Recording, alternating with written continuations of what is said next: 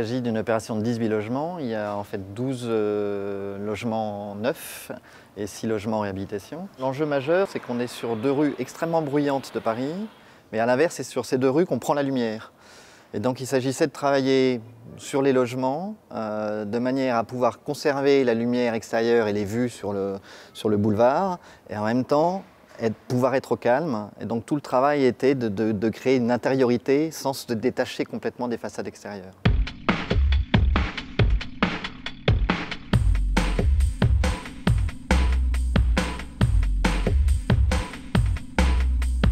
Comment vivre dans un quartier très animé, puis comment pouvoir être chez soi, donc de travailler les deux, c'est-à-dire des vues ponctuelles sur cette vie-là, mais protéger la vie de famille dans le logement en l'ouvrant beaucoup plus généreusement sur un intérieur extrêmement serein. Et le métro, il a, disons, un avantage de base, il est sur un boulevard extrêmement large, il donne une grande fuyante. Donc il a cet atout, surtout avec l'angle du bâtiment, de donner des vues extrêmement lointaines, en fait. Et en même temps, il crée une animation, surtout le soir, quand le métro éclairé passe et repasse.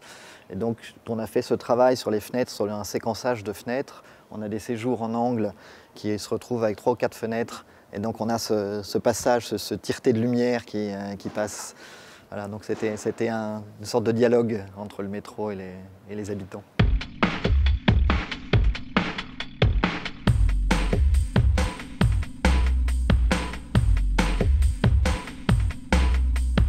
Ici, en fait, on a fait beaucoup de tests sur la façade extérieure.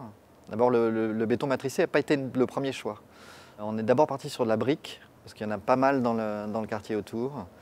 Et en fait, on a fait pas mal d'essais d'images en reprenant des textures et des matériaux, et ça ne collait jamais. Et donc on est allé petit à petit vers le béton. Et finalement, cette matrice pierre s'est quasi imposée d'elle-même.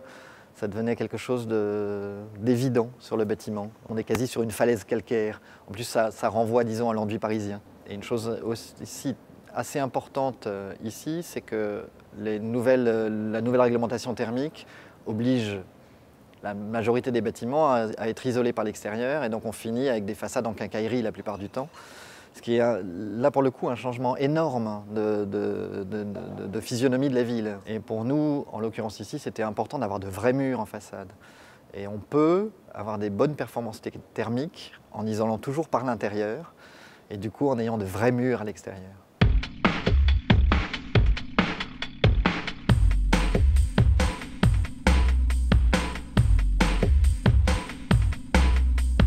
Pour l'intérieur, disons, des logements et des parties communes, on est sur la même logique que sur l'atmosphère de la cour. Donc toute l'idée, c'est de travailler, de faire descendre au maximum la lumière. Donc le blanc est pour nous, disons, la donnée de base, le fil conducteur sur toute l'opération. Donc c'est vraiment la peinture blanche qui devient le lien absolument général sur l'ensemble. Ça fonctionne en même temps pour faire descendre la lumière et en même temps pour cette sérénité qu'on voulait assez importante sur toute l'intériorité du projet.